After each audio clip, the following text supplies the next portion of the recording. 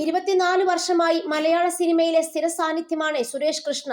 Serial രംഗത്ത് നിന്ന് ചമയം എന്ന ചിത്രത്തിലൂടെ അദ്ദേഹം സിനിമാ ലോകത്തേക്ക് എത്തുന്നത് വിനയൻ സംവിധാനം ചെയ്ത കരിമാടിക്കുട്ടനിലെ വില്ലൻ വേഷം അവതരിപ്പിച്ചുകൊണ്ടാണ് സുരേഷ് കൃഷ്ണ പ്രേക്ഷക ശ്രദ്ധ നേടുന്നത്. ആ കഥാപാത്രം അദ്ദേഹത്തിന്റെ അഭിനയ ജീവിതത്തിൽ ഒരു വഴിത്തിരിവായിരുന്നു. തുടർന്ന് നിരവധി സിനിമകളിൽ സുരേഷ് വില്ലൻ വേഷങ്ങൾ ചെയ്തിരുന്നു. ഒപ്പം ചില സിനിമകളിൽ സ്വഭാവ നടനായും അഭിനയിച്ചു. ആദ്യമായി പ്രൊഡക്ഷൻ ഫുഡ് കണ്ടതിനെക്കുറിച്ച് സംസാരിക്കുകയാണ് സുരേഷ് കൃഷ്ണ. ഒരുപാട് ഇഡലി കഴിക്കുന്ന ആളാണ് താനെന്നും, എന്നാൽ ആദ്യ സിനിമയിൽ അഭിനയിക്കുമ്പോൾ 2 ഇഡലിയും 1 വടയുമാണ് ലഭിച്ചതെന്ന് സുരേഷ് കൃഷ്ണ പറയുന്നു.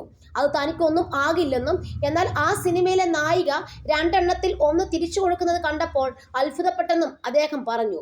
ആദ്യമായി ഒരു സിനിമയുടെ ലൊക്കേഷനിൽ പോയപ്പോൾ ഞാൻ കാണുന്നത് 2 ഇഡലിയും 1 വടയുമാണ്.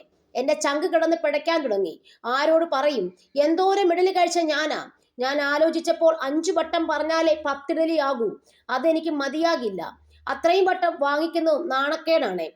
ആ ഇഡലി നോക്കി ഞാൻ ഇരിക്കുമ്പോഴുണ്ട് സിനിമയിലെ നായിക ഒരു പ്രൊഡക്ഷൻ ബോയെ തമ്പി ഇവിടെ വാ എന്ന് വിളിച്ചിട്ട് 1 ഇഡലി തിരിച്ചു കൊടുക്കുന്നു. ഞാൻ ഞെട്ടിപ്പോയി. 1 ഇഡലി മാത്രം കഴിച്ചിട്ട് എങ്ങനെ ജീവിക്കാനാ? ആദ്യമായി പ്രൊഡക്ഷൻ ഭക്ഷണം ഞാൻ കാണുന്നത് അപ്പോഴാണ്. പിറ്റേന്ന് ഞാൻ എന്നിട്ട് 5:30 പോകാൻ വേണ്ടി നിന്നപ്പോൾ എൻ്റെ അമ്മയുണ്ട് ഒരു കാസറോൾ നിറച്ചും ഇഡലിയും ചൂട് സാമ്പാറും ഉണ്ടാക്കി വെച്ചിട്ട് ഞാൻ അത് മൊത്തം കഴിച്ചിട്ടാണ് പിറ്റേന്ന് ഷൂട്ടിന് പോയെന്നും സുരേഷ് കൃഷ്ണ പറയുന്നു.